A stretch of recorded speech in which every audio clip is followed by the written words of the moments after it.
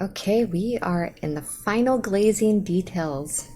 How exciting. So Hansa yellow, cad red light, cobalt blue, quinacridone crimson, carbon black, and titanium white, and I'm mixing in my glazing liquid into them.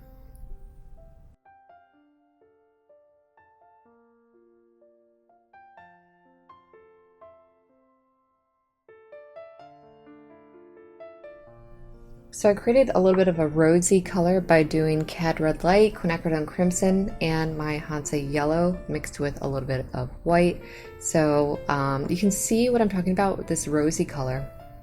It's like a little bit peachy with the orangeness of the cad red and the blues and the quinacridone crimson.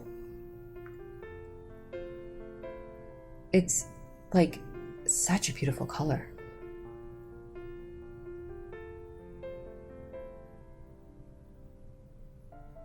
It's a really nice neutral like red color for skin tone.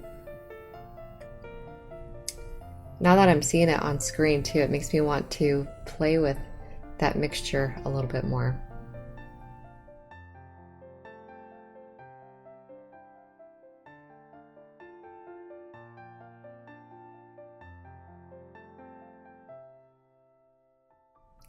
And it looks like I'm just using the small filbert brush, which means I'm not doing any like crazy details. All I'm doing is adding in a little bit of texture. Like check out the nose. I added a little bit more texture, like transparent layers of that quinacridone crimson, and it almost looks like a violet. I'm not sure if I added a little bit of black to that, but you can really play with the texture of the skin now by pulling out highlights and pushing in your shadows. So like I'm doing right now, yep, quinacridone crimson with black with a mixture of white. So it's a toned down, darker value quinacridone crimson, but it makes it look purple. Sorry, I got excited.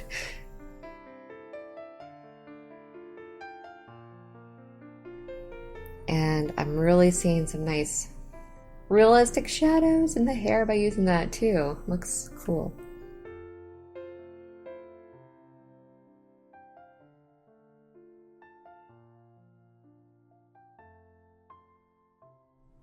And I'm using that kind of violet from the quinacridone crimson, black, white, but I lightened it. So I'm using that kind of as my final highlight color.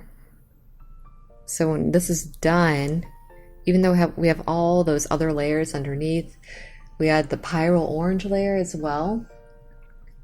We're finishing off with this violet color, and all of them mixing together is just, it's fun. It's like glowing.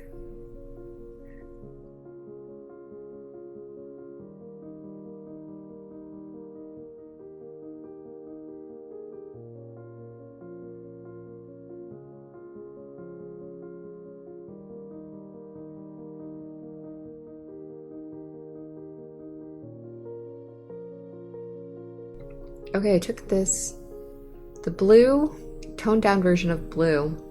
It's a little bit bluer than the gray gesso that we used. And what I did was just kind of soften everything. And it kind of blends it into the background because of the gray gesso. Next, we're starting the layers of hair. And the blue in the light values, like it was blue added with like white, are really good for white hair because blue gives the illusion of something being whiter and brighter, like if you're thinking about white light as opposed to blue, or blue light as opposed to yellow light. But anyhow, it works the same with white hair as well. So I'm really liking the way the hair looks right now at the moment. It's very soft. So I think that if I could go back in time, I probably wouldn't add very much, like a lot of white hair on top of that, because it appears to be grayish white. What I might do, I guess it all depends on if I do it or not, is what I would do is only add a few highlight strands of white, and that's it. Leave everything else the way it is, or do nothing, because I like the way it looks right now. So I guess we'll see what happens.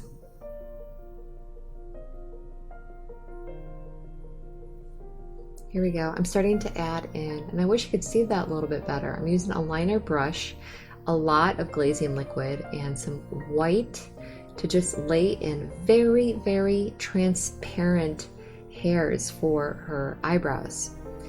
And the reason why it's great to use a lot of glaze for your hair, any kind of detailed hairs, is it will fade.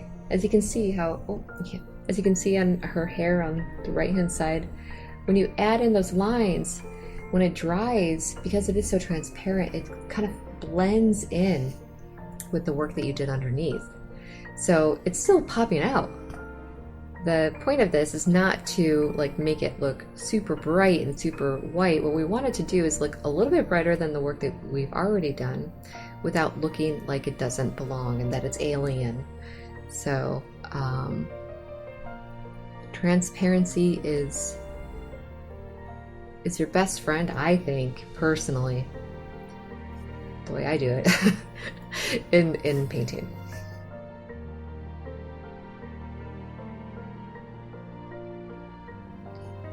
Now I'm going in with some very thinned out black glaze. And when I say very thinned out, it's like a tiny, tiny, tiny bit of black, carbon black with a lot of glaze. I'm just pushing in any of the shadows, and I can't believe it, but that's it. Ah, my favorite part, when we could finally reveal what it looks like without the tape. It just looks so clean. And yeah, this may be my favorite painting I've done of a portrait. It was just fun to paint, and I like the way it turned out. Anyhow, that is it. So we're going to move on to the last painting, which is also grayscale. So I will see you there.